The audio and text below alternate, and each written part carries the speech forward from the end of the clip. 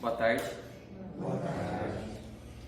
É a primeira vez que eu venho aqui na frente para expor uma ideia, para palestrar, que a gente fala. Eu não gosto muito da palavra palestra, porque parece uma escola em que a gente está ensinando.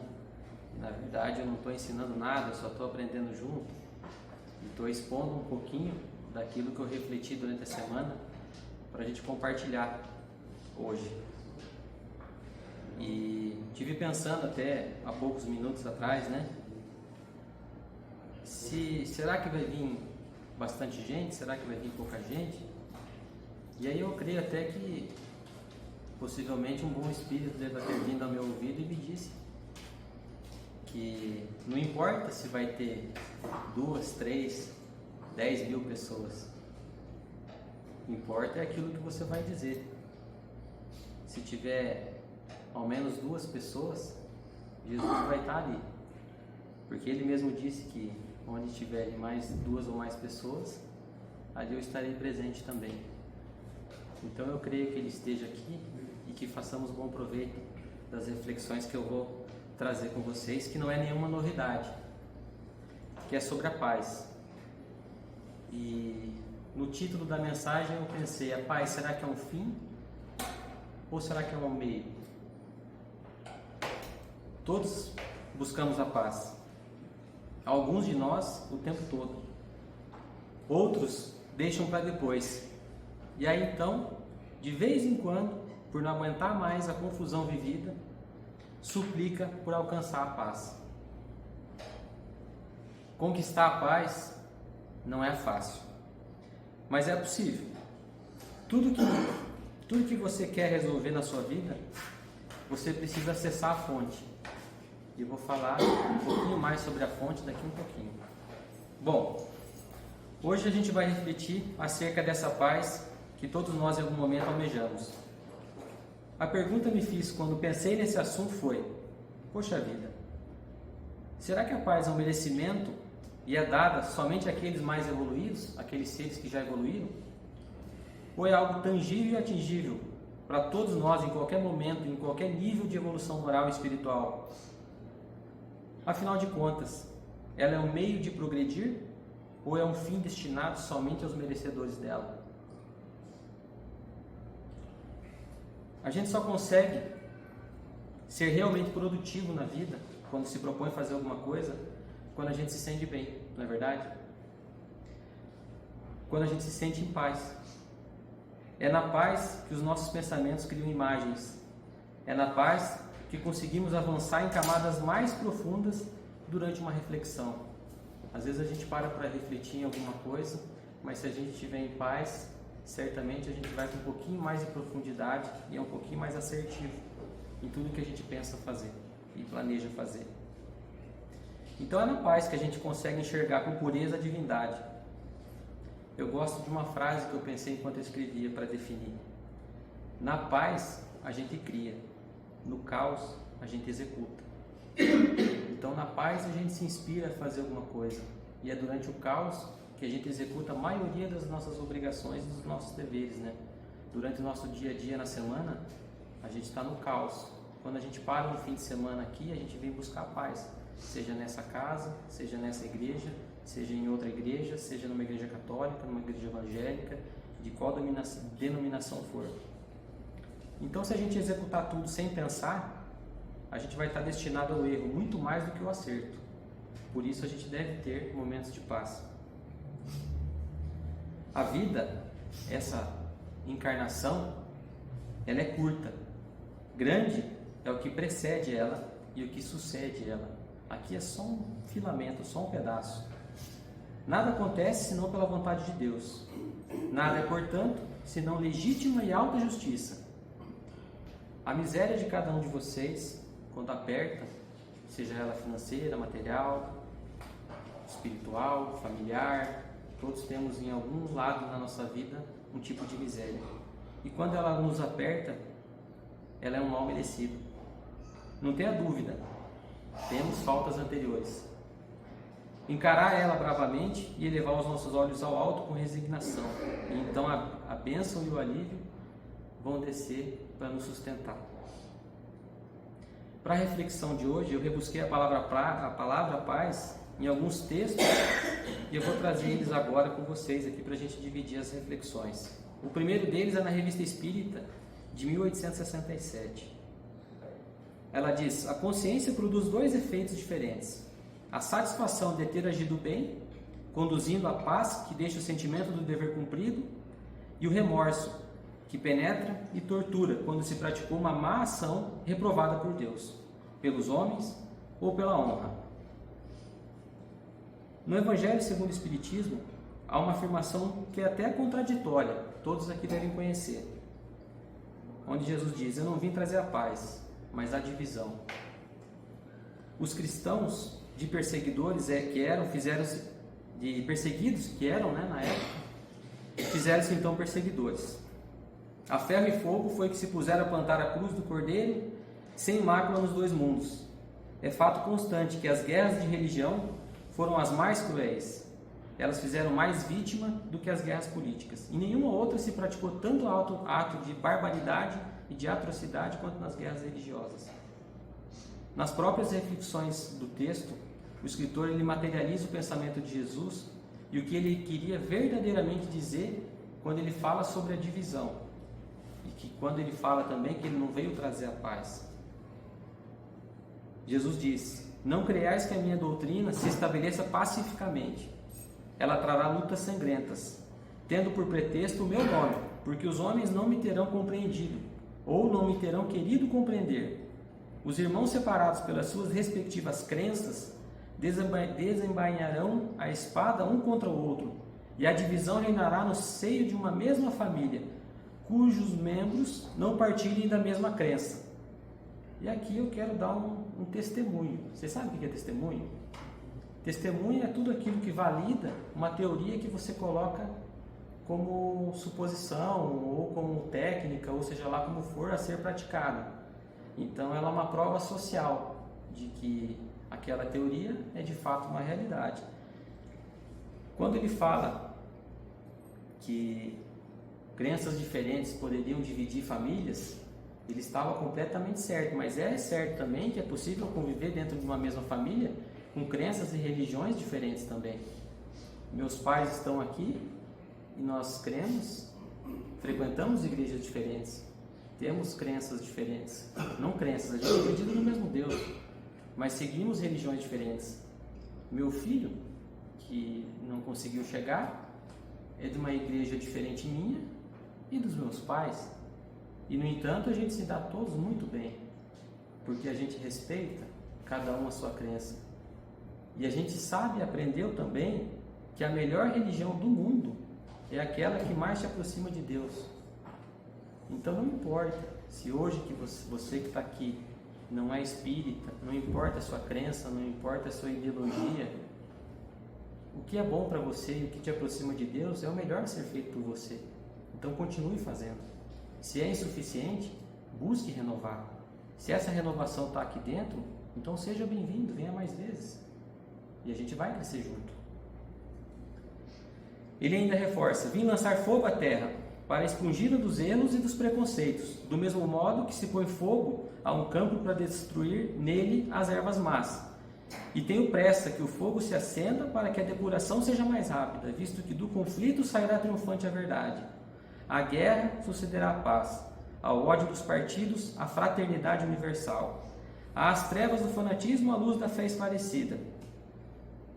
Então, quando o campo estiver preparado, eu vos enviarei o Consolador, o Espírito de verdade, que virá restabelecer todas as coisas, isto é, que dando a conhecer o sentido verdadeiro das minhas palavras, que os homens mais esclarecidos poderão, enfim, compreender. Você sabe que quanto mais inteligente é uma pessoa, mais difícil é de convencer ela sobre alguma coisa. E sabe por quê? Porque ela conhece de tanta coisa e ela faz link com as várias coisas que ela conhece e sabe um pouco de cada coisa, que fica difícil você, com pouco argumento, convencer alguém a fazer alguma coisa.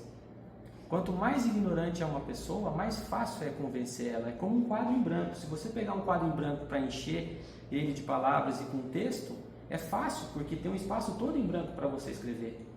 Agora, quando tem um quadro já escrito com algumas afirmações, com algumas convicções, e você querer contrapor essas convicções fica um pouco mais difícil. Então, quanto mais inteligente é o ser, mais difícil ele é. E é importante que a gente enxergue isso na nossa jornada da vida, porque ocasionalmente a gente encontra as pessoas muito inteligentes no nosso trabalho, na nossa própria família, na nossa convivência, nas dissensões que a gente tem de ideias durante a nossa jornada. Então, esse esclarecimento porá a termo ou terminar a luta fratricida que desune os filhos do mesmo Deus. Cansados de brigar, afinal, eles terão então um resultado que consigo traz unicamente a desolação e a perturbação até o seio das famílias. Reconhecerão os homens onde estão seus verdadeiros interesses com relação a esse mundo e ao outro. Verão de que lado estão os amigos e os inimigos da tranquilidade deles. Todos então se porão sob a mesma bandeira, a da caridade, a do amor, e as coisas serão restabelecidas na terra, de acordo com a verdade e os princípios que eu vos tenho ensinado. Então o mal ele não viria de Jesus quando ele disse essa frase. O mal viria dos próprios homens por não entenderem o que ele havia dito, não entenderem a frase dele, não entenderem a mensagem que ele quis passar naquele momento. Então os remédios eles provocam uma crise e atacam os maus humores do doente. Então às vezes a gente recebe uma palavra, a gente recebe uma mensagem e a gente não gosta da mensagem que a gente recebe muitas vezes porque ela vai contra ou o que a gente acredita ou o que a gente quer. Mas muitas vezes a mensagem que a gente recebe não é o que a gente quer, é o que a gente precisa. Né? A gente não é mais criança. Criança faz o que quer, adulto faz o que precisa ser feito. Então a gente precisa deixar de ser criança emocional, deixar de ser covarde, deixar de ser uma criança dentro de casa, fora de casa, com os nossos compromissos e sempre colocando a responsabilidade nos outros daquilo que é a nossa própria responsabilidade também. Então, ressalto que nós aqui nessa sala temos diversas idades, diversas experiências, diversas formações intelectuais, de escola, de vida, e cada um tem carregado consigo uma história. E quantos de nós não coloca as mãos sobre a cabeça de vez em quando e se pergunta: meu Deus, por que isso está acontecendo comigo? Será que eu nunca vou ser feliz? Será que eu não vou ter um minuto de paz? Tem até uns memes na internet, né, que fala, pobre não tem um minuto de paz, né? Você está trabalhando o dia inteiro, está sol lá fora, está gostoso, 6 horas da tarde, quando você está para sair do serviço, chove, né? Você não tem um guarda-chuva para ir embora, então a gente brinca, né? Pobre não tem um minuto de paz, né? E a gente às vezes se pergunta real, né? Será que a gente não vai ter um minuto de paz? E o que eu li agora há pouco me traz esperança, que Jesus mesmo disse que não ia ser fácil, não vai ser fácil, nunca é fácil. Afinal de contas, o mundo já é maligno. A gente está aqui para aprender, não está aqui para usufruir. A gente vai usufruir daquilo que a gente aprender e o que a gente fizer com o que a gente aprendeu aqui. Aí sim a gente vai ter um usufruto. Então, durante a nossa vida, a gente recebe, através da misericórdia divina, algumas bênçãos que nos dão alívio e sensação de paz. Quem aqui nunca sentiu pelo menos um minutinho de paz? Tenho certeza que sim. Então a resposta para a minha pergunta, ela veio, sim, é possível ter paz. E é também uma questão de misericórdia e também de merecimento. Mas é preciso a gente domesticar o desejo pela paz. E é necessário a gente reconhecer o bem que a gente já tem, para que a gente também consiga promover a paz dentro de nós. Talvez não tenha ficado explícito ainda, tenha ficado um pouco confuso, mas a gente tem ainda 45 minutos, então vai dar para entender, fiquem tranquilos. Uma terceira menção sobre a paz vem na Revista Espírita de 1863, onde fala da paz dos homens de boa vontade. Aqui é um outro viés. Paz, disse seu Cristo, aos homens de boa vontade. Não tivesses a paz, porque não tivesses a boa vontade. A boa vontade, tanto para os pobres quanto para os ricos. Ela chama-se caridade. Há de haver caridade moral, como há de haver a caridade material. E vocês, nós, não a tivestes. E o pobre foi tão culpado quanto o rico. Quem nunca tem nada para doar? É como a inteligência. Ninguém é tão burro que não tenha nada para ensinar e nem tão inteligente que não tenha nada para aprender. Você não é tão pobre que não tenha nada para dar, como também não é nem tão rico assim que não tenha nada para receber. Nas quintas-feiras, onde nós tínhamos aqui um estudo de iniciação espírita, onde eu e o seu Alfredo participamos durante esse ano e ministramos algumas aulas, eu sempre compartilhava com os meninos que aqui estavam que a gente sempre tem alguma coisa para doar. Lá embaixo, lá no albergue, será que você não tem um colega que não sabe ler? Se você sabe ler, então você tem alguma coisa para dar. Se você tem um trabalho e um amigo teu não tem, então você pode, de repente, estimular ele a fazer o que você faz para ele conseguir o que você tem. Ninguém toma nada de ninguém. Todo mundo tem o seu próprio espaço. A gente só precisa aprender o que fazer com o pouco que a gente tem. E partilhar não é doar o que nos vai fazer falta. Tem muita coisa que não fará falta nenhuma na gente, mas fará diferença muito grande na vida daquele que recebe. Então que a gente possa levar essa reflexão embora hoje, porque com certeza cada um aqui tem alguma coisa para doar. Para ilustrar de uma outra forma, eu trago agora do livro Céu e Inferno um diálogo de um espírito com uma médium. O nome do espírito, Angélie, não sei se ela era francesa, mas enfim. O médium então pergunta para o espírito: você se arrepende das suas faltas? Daí a Angélie responde: não. Então por que você me procura? A Angélie fala: para fazer uma tentativa. Aí o médium pergunta: então você não é feliz? E ela fala: não. Mas você está sofrendo? Não. E o que te falta então? E ela fala: a paz. Observação, que é uma observação importante. Certos espíritos eles não consideram como sofrimento senão o que eles lembram das dores físicas da matéria. Então mesmo no plano espiritual, depois de desencarnado, a pessoa não tem, ela acha que sofrimento, ela acha que dor é só o que a gente sente na pele, só o que a gente sente na matéria, mas na nossa consciência as dores são muito maiores. Então o médium continua: como pode faltar paz na vida espiritual se você não está mais encarnado? E ela fala então: um arrependimento do passado. Aí o médium fala: o arrependimento do passado é um remorso. Só esclarecendo que a principal diferença entre arrependimento e remorso é que o arrependimento é uma emoção saudável, que pode ajudar a aprender com os erros e a crescer, enquanto que o remorso é uma emoção tóxica, que pode levar a sentimentos de culpa excessiva. Então existe uma diferença quando a gente tem aquele sentimento de culpa, de arrependimento, de remorso. É importante falar isso, porque é importante que a gente tenha conhecimento sobre tudo que nos cerca, para a gente definir melhor as coisas para nós. Então ela continua, né? Você se arrepende então? Ela fala: não, é por temor do futuro, tenho medo do futuro. E o que você teme? E ela responde: o desconhecido. Então querer me dizer o que você fez na tua última existência? Talvez isso possa me ajudar a esclarecer e a compreender a tua angústia. Eu não fiz nada. Em que posição social você estava quando encarnada? Média. Fosse casada? Eu estou até imaginando ela responder aqui, né? Ela fala casada e mãe. Toda mãe fala isso, né? Você é casado? Você é casada e mãe, né? Com orgulho, né? Cumprisse com zelo os deveres dessa dupla posição? Não. Meu marido me aborrecia e meus filhos também. E como você passou a sua vida?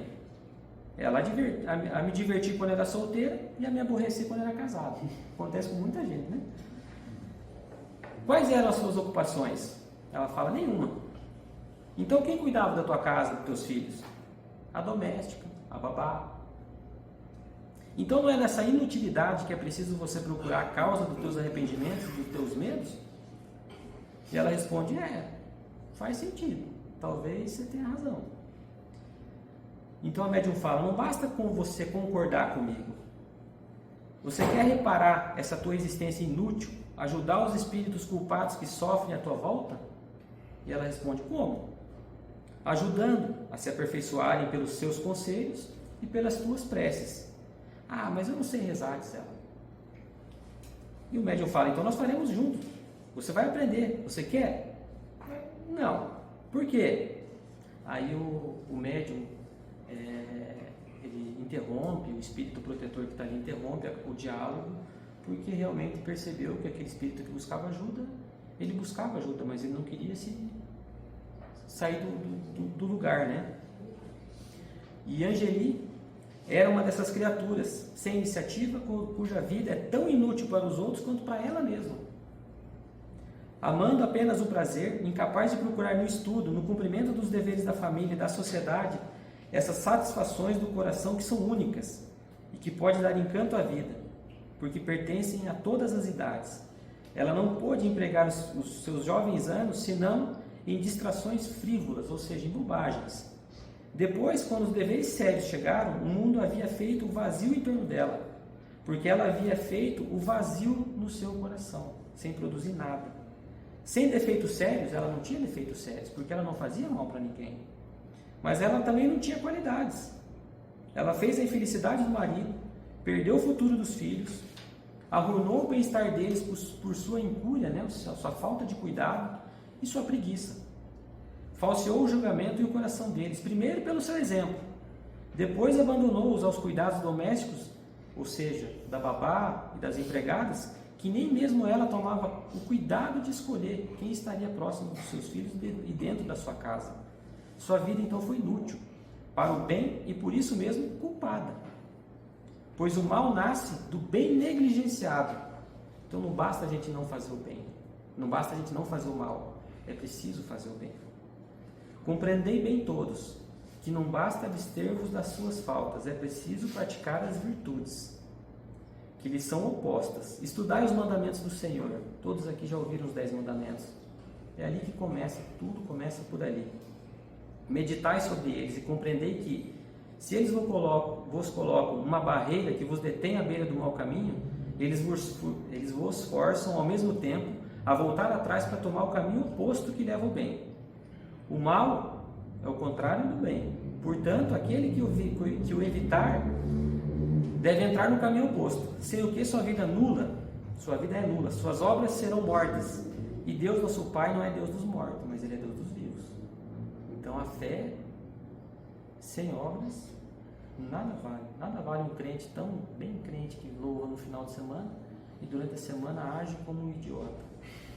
Não tem justificativa para essa fé. Então a gente precisa trabalhar sem cessar, cumprir todos os nossos deveres sem exceção, cumprir eles com zelo. Quando eu montei essa palestra, eu também pensei que se tivesse 1 milhão de pessoas, eu ia dar o mesmo que eu estou entregando para vocês.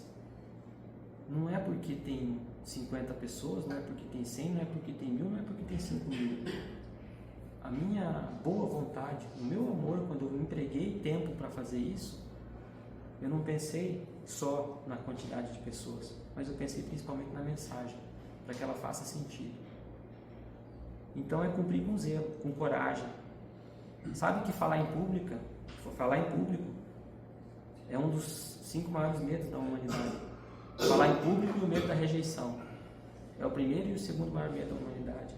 Então falar aqui na frente não é porque todo mundo que vem aqui tem facilidade. É porque todo mundo que vem aqui tem mais coragem do que medo. A ausência de medo não é coragem. A ausência de medo é só falta de noção. Coragem é a ação apesar do medo. Então que a gente possa ter mais coragem, com perseverança. E nossa fé nos sustentará. Aquele que cumpre com consciência a tarefa mais ingrata, mais vil em nossa sociedade, é 100 vezes mais elevado aos olhos de Deus do que aquele que impõe essa tarefa aos outros e negligencia toda a sua. Tudo consiste em degraus para subir aos céus. E a gente não pode quebrar degrau e nem pular degrau, senão a gente tem que voltar para pisar naquele degrau que a gente pulou. A gente sempre vai estar cercado por amigos que estendem a mão e apoiam aqueles que põem a sua força em Deus. Então temos aqui mais uma reflexão. A gente pode, enfim, afirmar que a paz ela também é uma entrega. Ou ela é conquistada também aos homens de boa vontade. Ou seja, para acessar a paz, não é preciso só merecer, é preciso buscar. Então a paz ela depende de uma ação com o objetivo de buscar ela, não simplesmente de querer e desejar. Acredito que buscar a paz é manter um comportamento moral adequado, sempre que oportuno. Até quando eu estava escrevendo essas mensagens aqui, todo esse texto, eu estou me prendendo bastante no texto porque o raciocínio da gente divaga demais. Às vezes a gente coloca fora de ordem algumas coisas que a gente deveria ter uma ordem certa para se chegar a uma conclusão e para que todos prestem atenção. E tinha um podcast do Robert Chiniachik, não sei se vocês já ouviram falar dele, mas é um médico muito famoso, escritor, dono de editora de livros, é um cara fantástico. E ele aprendeu e vivenciou com o pai dele uma frase bem bonita que eu anotei aqui. Ela diz assim: não perca a oportunidade de fazer algo bom. Ele ainda afirma que quase todas as palavras de gratidão que ele recebeu durante a jornada médica foram em alusão ao encorajamento na hora da despedida, ao beijo, ao abraço, ao eu te amo dito. Na verdade, ele fala, eu não me lembro se algum dia alguém agradeceu por eu ter posto oxigênio no seu ente querido. Eu não lembro de alguém ter me agradecido por eu ter prolongado por alguns dias a vida de alguém, de um ente, de uma pessoa que amo. Para vocês verem que a medicina, muitas vezes, ela, claro, tem um fim útil para a sociedade, mas mais do que a medicina, a postura dele enquanto ser humano, enquanto alguém que consegue se colocar no lugar do outro, alguém que tem empatia, compaixão, aliás, compaixão é a evolução da empatia, né? Porque empatia é saber o que o outro sente, compaixão é sentir o que o outro sente, né? Jesus tinha compaixão, então ele sentia. Jesus, quando ele se aproximava de alguém, ele era capaz de sentir o que passava no coração daquela pessoa na frente dele. Isso é compaixão. Temos pessoas mais evoluídas no nosso planeta que têm essa sensibilidade tamanha de sentir compaixão pelos outros. Então, vamos dar sequência. A gente não pode se limitar a pensar que a gente precisa de uma grande ação. Basta todos os dias encontrar a paz em si mesmo e através de pequenos gestos como tolerância, paciência, até mudar de opinião também, viu? Mudar de opinião também é uma bela de uma boa ação. Por que é tão difícil para algumas pessoas mudar de opinião? Você vai ser muito mais feliz e se tornar grande quando conseguir reconhecer que você precisa mudar sua opinião em relação a alguma coisa. Quando você se diminuir para que o outro possa crescer, essa generosidade vai te presentear com calor no coração, porque a tua consciência vai reconhecer algo bom. E isso vai gerar um sentimento de conforto e felicidade, que só quem tem paz consegue ver e consegue sentir. Então mudar de opinião não é só confessar que você está errado, se autocorrigir. É dar a oportunidade do outro e mostrar para o outro que ele está certo. Realmente, vamos fazer do seu jeito. Eu acredito que do seu jeito é possível fazer. E aí você vai estar incentivando a pessoa, encorajando ela a pensar mais, a criar mais soluções, a estar mais presente perto de você, por simplesmente mudar sua opinião e concordar com o outro. No texto Céu e Inferno, ou a Justiça Divina segundo o Espiritismo, diz que a justiça humana ela não leva em conta a individualidade dos seres que castigam. Medindo o crime pelo próprio crime, ela atinge indistintamente aqueles que o cometeram. E a mesma pena atinge o culpado sem distinção de sexo, seja qual ele for a sua educação. Nós estamos falando aqui de crime, quem é advogado sabe. O crime, quando ele está sendo julgado, ele é julgado pelo fato, simplesmente, pronto, e acabou. A justiça divina, ela procede de outro modo. As punições ou consequências correspondem ao grau de avanço dos seres aos quais ela infringiu a lei. A igualdade do crime não constitui a igualdade entre os indivíduos. Dois homens culpados pelo mesmo artigo podem ficar separados pela distância das provas que mergulham um na opacidade intelectual, ou seja, na falta de inteligência, ao passo que o outro, tendo ultrapassado, possui a lucidez que libera o espírito da perturbação. Não são mais então as trevas que castigam, mas a acuidade. A acuidade é a grande capacidade de percepção. Ela transpassa a inteligência terrestre e faz sentir a angústia de uma ferida exposta.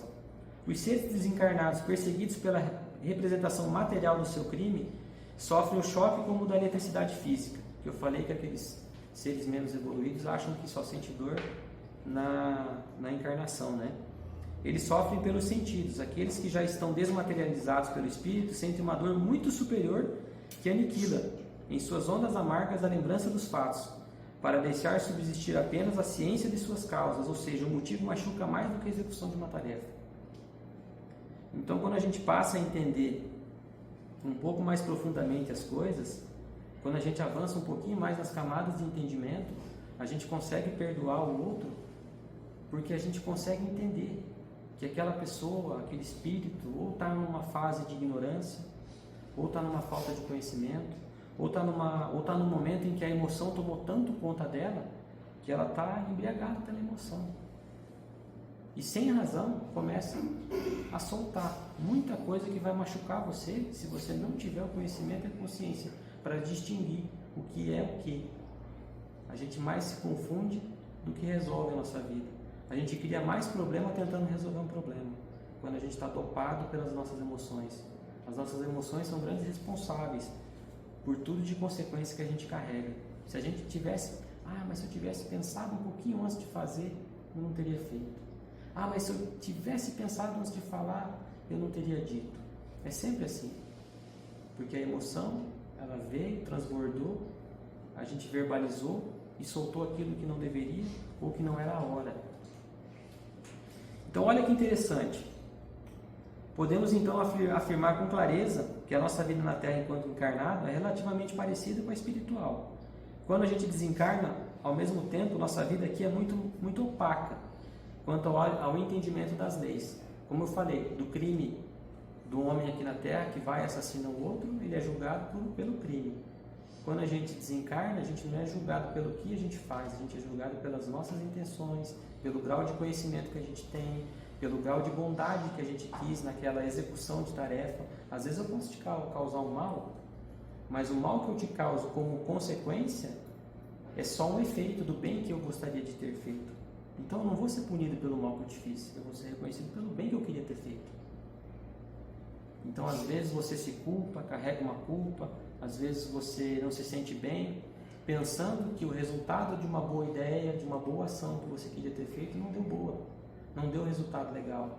Mas tenha um pouco de paciência, tenha um pouco de paz no seu coração, porque a sua intenção era boa. O resultado talvez não tenha sido, mas outras oportunidades haverão. E aí então, você não só vai saber o que precisa ser feito, mas principalmente vai saber o que não pode ser feito. Porque não basta você conhecer o que tem que ser feito, você tem que conhecer o que não pode ser feito também. Essa é uma grande virtude. E a gente só aprende isso no erro. Então vamos avançar um pouco mais. A felicidade e a paz estão na consciência do que você tem, do que você pediu e daquilo que você recebeu. Muitas vezes a ferramenta que você pediu chegou. A gente, quando faz oração, pede uma ferramenta, pede um trabalho, pede alguma coisa, faz um grande pedido. E aí ela chega, mas quando ela chega, ela se torna um grande problema. Talvez vocês não entendam, mas eu vou dar um exemplo que vai explicar bem o que eu quero dizer. Isso acontece porque quando você pediu algo a Deus na posição em que você estava e o que você conseguia ver, era daquela ferramenta que você precisava para chegar onde você gostaria. Quando você recebe a ferramenta e você está em outro patamar, a tua visão amplia, o teu conhecimento aumenta, e aí a tua capacidade de ver é muito maior. Aí você fala, puxa, mas essa ferramenta agora ficou pouca, né? Então, aí você muda o teu pedido para Deus para pedir algo maior, porque aquela agora já é insuficiente, né? E eu até vou citar um exemplo aqui para explicar, que talvez eu esteja até sendo muito confuso. Por exemplo, você pede para Deus uma empresa, fala, eu quero ter uma empresa, eu quero ser empresário, eu quero mandar no meu horário. Eu sempre sonhei ter esse copinho de água aqui. Eu quero ter meus horários, eu quero ganhar mais, eu quero ter a chance de viajar para a praia no final do ano. Eu quero ter essa oportunidade. Deus, me dá a oportunidade de ter uma empresa, me dá a oportunidade de prosperar, Me dá a oportunidade de ganhar dinheiro. Aí Deus dá a oportunidade para você, você recebe. E aí quando você está no meio do trabalho, você fala, puxa vida, mas se eu soubesse que era tão difícil isso, eu não tinha pedido. Porque agora eu tenho que ficar mais tempo fora de casa. Antes os clientes iam reclamar lá no saque da empresa, no serviço de atendimento ao cliente. Agora eles vêm reclamar para mim. Puta que saco. Antes eu não precisava me preocupar como que o funcionário ia receber, porque não era eu que pagava, agora é eu que pago, não tem dinheiro no caixa. E aí os problemas mudam só de posição, mas eles continuam. Então o que eu quero dizer? Que de onde você está hoje e o que você tem é o suficiente para você viver e construir o que você precisa, não o que você quer.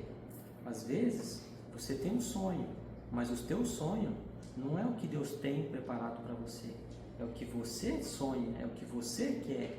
E é por isso que a gente deve estar sempre buscando a oração, sempre buscando Deus, sempre buscando ambientes como esse. Muitas vezes, assim como eu, a gente pode parar e pensar, poxa, mas isso que eu estou vivendo não tem nada a ver com o que eu pedi. Por que eu tenho que fazer isso? O que eu tenho a ver com isso, né? Não é mesmo? E você e eu, quando a gente faz essas perguntas, provavelmente a gente tem razão. Mas a gente tem razão apenas como um ignorante, que também tem o direito de perguntar sobre o que ele desconhece.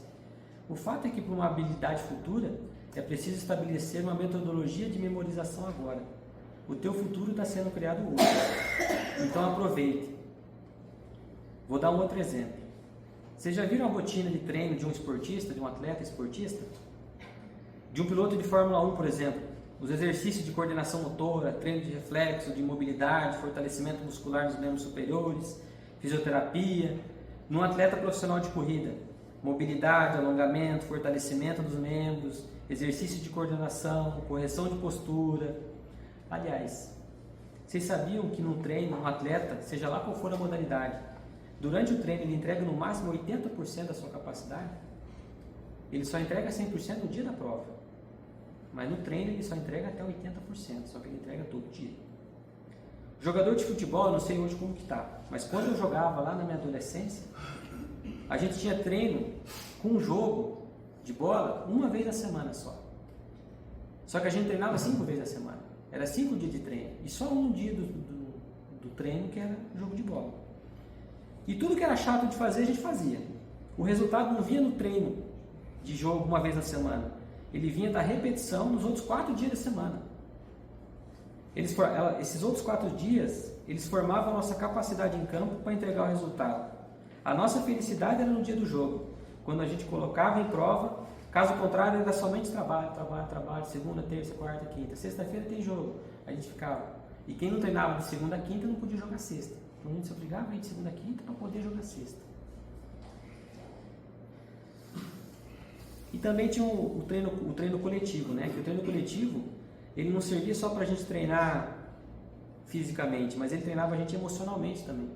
Porque a gente, no embate com os colegas de treino, a gente reconhecia aquele que tinha mais força, aquele que tinha menos força, aquele que era mais estúpido, aquele que era mais feliz, mais alegre, bobaião, aquele que dava mais risada. Então a gente aprendia a conviver. A gente estava em treino. E agora eu pergunto para vocês, vocês já conseguem olhar para o que Deus tem treinado cada um de nós? Será que a gente consegue parar e pensar? A gente falando de esporte, fazendo uma alusão, explicando, será que a gente consegue imaginar o que Deus tem, para que Deus tem treinado a gente?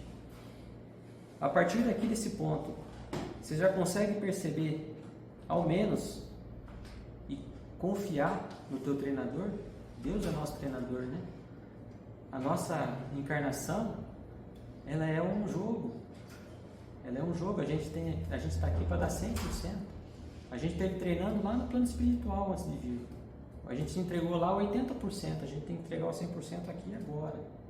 A vida é muito curta, essa jornada é muito curta, 70, 60, 80 anos no máximo. O que nos antecede é muito maior que isso, o que nos procede é muito mais ainda. Então que a gente possa estar bem, estar convicto, contente com o que a gente tem, fazer o que puder com o que tiver. Tem um amigo meu que ele é coronel do Corpo de Bombeiros de Porto Velho, Rondônia. Ele sempre posta uma frase bem interessante assim, que fala treinamento até exaustão com correção leva à perfeição. Treinamento com correção até exaustão leva à perfeição. Treinamento com correção até exaustão leva à perfeição. Então a gente está nessa, vem nessa jornada, treina até ficarmos exaustos. Então a gente volta para casa, se corrige e a gente vai seguindo esse fluxo até nós sermos perfeitos. Jesus é perfeito, a gente vai ser igual a Jesus. A gente vai chegar lá. Então que a gente esteja bem, mas que a gente se contente. Mas se contentar não significa se acomodar. O Pai te mostra aquilo que você pode conquistar, caso contrário ele seria maldoso. Quem é pai e mãe aqui já teve ou tem filhos pequenos ou ainda quer ter, imagina que você vai sair com um passeio com seus filhos, vai pensar assim: nossa, hoje eu quero levar meu filho na maior loja de brinquedo da cidade, né, João? Levar o João lá na maior loja de brinquedo da cidade, quando era criança, agora eu também velho. Vou levar ele no shopping, vai ver as vitrines, vai ver loja de roupa, loja de brinquedo, vai ver sorvete. Eu vou mostrar tudo para ele, tudo que eu não posso dar. Eu vou mostrar tudo que ele não pode ter. Você acha que algum pai normal faria isso? Expor o seu filho a algo que ele não pode ter simplesmente para agredir ele, simplesmente para que ele veja sem a chance de dar? Óbvio que não. Se a gente que é imperfeito não faz isso, quem dirá Deus que é perfeito? Então, se Deus te mostrou alguma coisa, se você teve acesso a alguma coisa, se você teve a oportunidade para alguma coisa, acredite, você pode. Talvez não esteja no seu tempo, mas você tem que acreditar que você pode começar hoje a fazer alguma coisa, minimamente alguma coisa, para dar o primeiro passo. Você só tem acesso àquilo que Deus quer que você veja. Tudo tem um motivo. E se você viu, teve acesso e conheceu, você pode ter.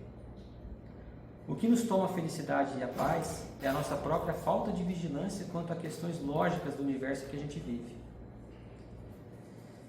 Então a gente precisa ter consciência das questões lógicas e o conhecimento. Nós precisamos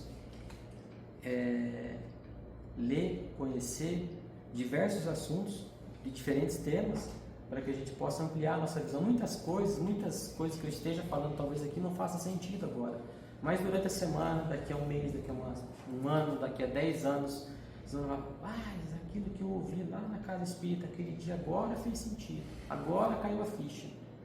Não é o tempo que fez você entender, é a conexão com outros pontos de referência que quando eles começam a linkar um com o outro, o quebra-cabeça começa a fazer sentido. Uma peça de quebra-cabeça sozinha de 1000 peças não tem desenho nenhum, só tem um rabisco ali. Mas quando as peças começam a se encaixar, o desenho começa a se formar. Então o conhecimento, para que a gente possa avançar nas camadas mais profundas da busca pela paz, da felicidade e tudo mais, vem desse conhecimento. Na conclusão, já estou terminando, tá? Na conclusão contida no Livro dos Espíritos, há um trecho importante para iniciarmos o fim da exposição agora. Quem de magnetismo terrestre apenas conhece o brinquedo dos patinhos imantados, que sob a ação do ímã se movimentam em todas as direções numa bacia com água, dificilmente poderia compreender que ali está o segredo do mecanismo do universo e da marcha dos mundos. Olha que interessante isso. Dá para tirar uma baita lição, uma bacia com água, ímã e uns patinhos de plástico. Ao olhar por uma criança ou por nós mesmos, é apenas uma forma de fazer mágica, né? Você conduzir os patinhos ali imantados com ímã.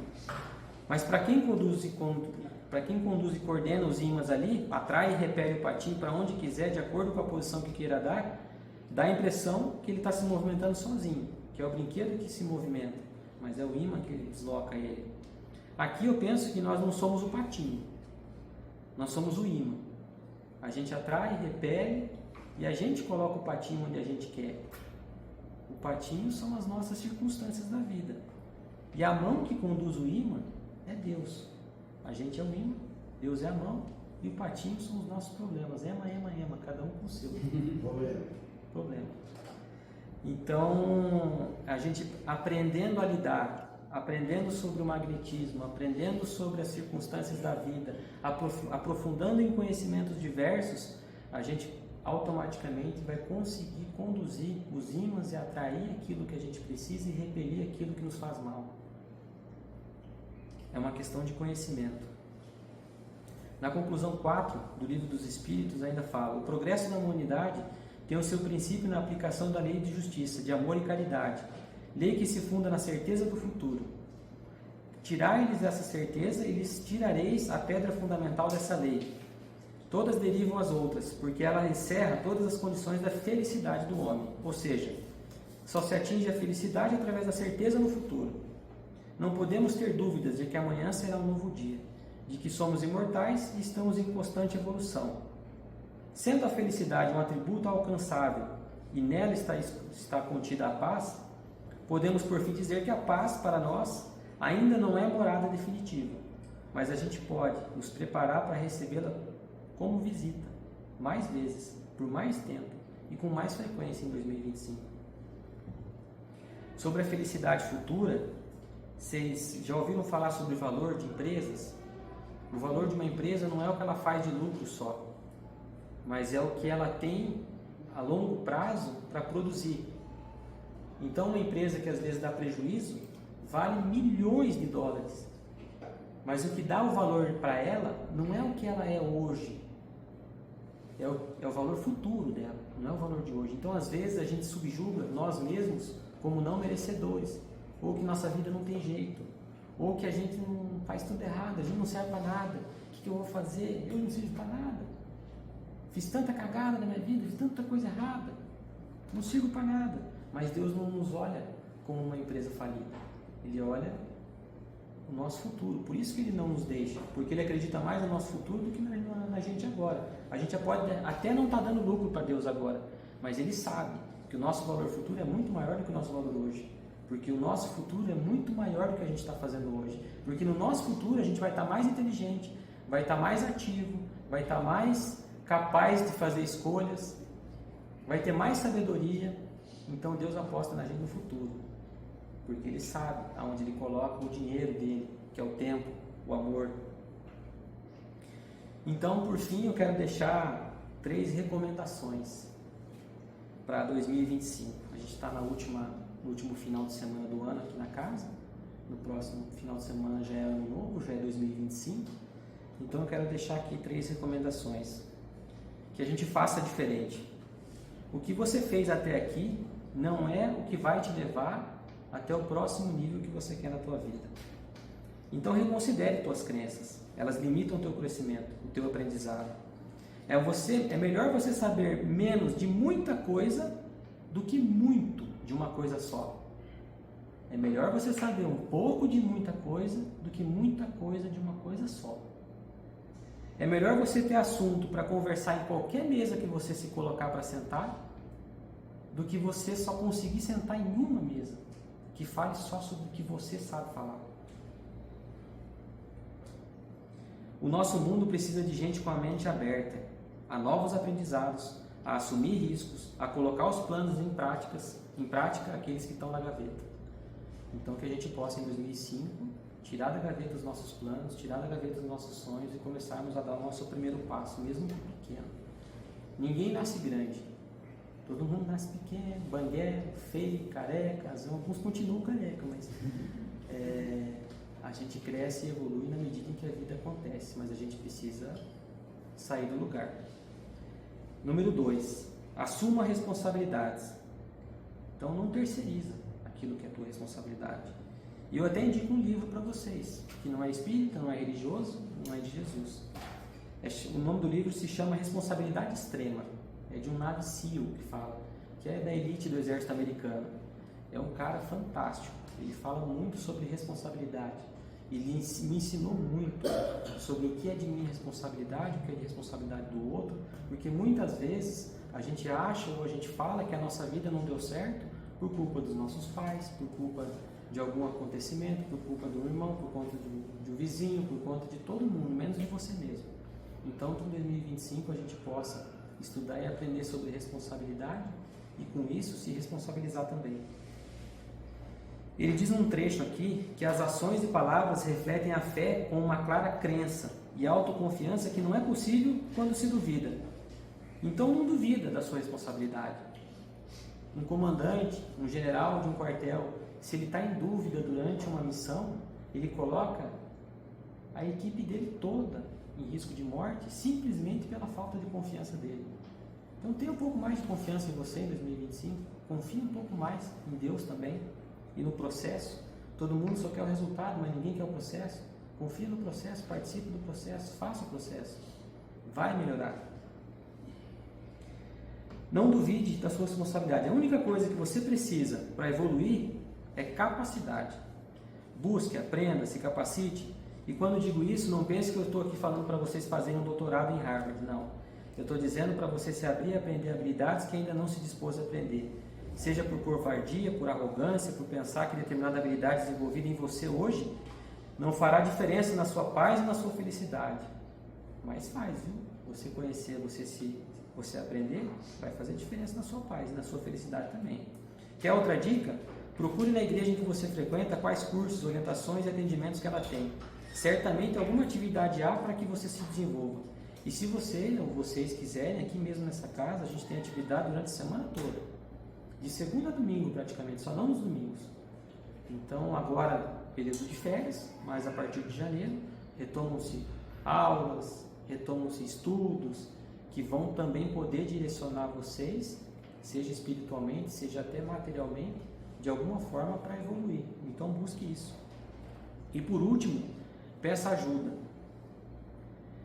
Mas peça ajuda para a pessoa certa, né? Sabemos que a gente sabe que sozinho a gente consegue algumas coisas, mas as grandes a gente só consegue se a gente tiver ajuda. Não deixe de pedir ajuda, mas peça para a pessoa certa. Saber para quem perguntar é tão importante quanto saber qual pergunta fazer.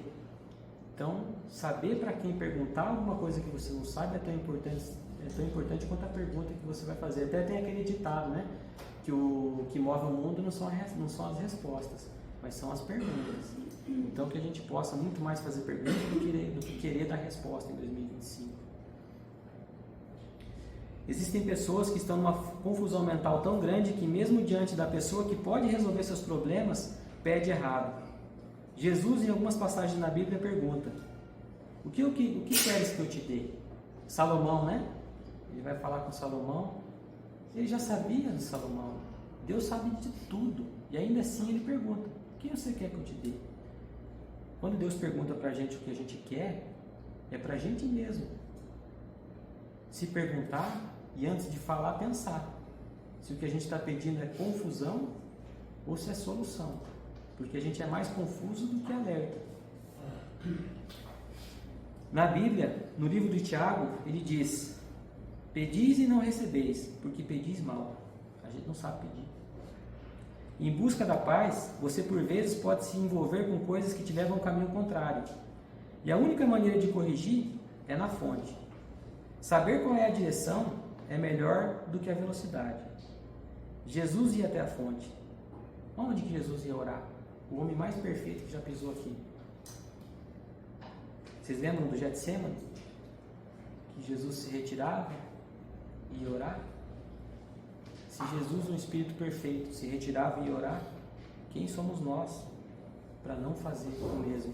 Nos retirar, orar e não orar uma vez por ano, não orar só no Natal, não orar só na Páscoa, em datas comemorativas, orar sempre.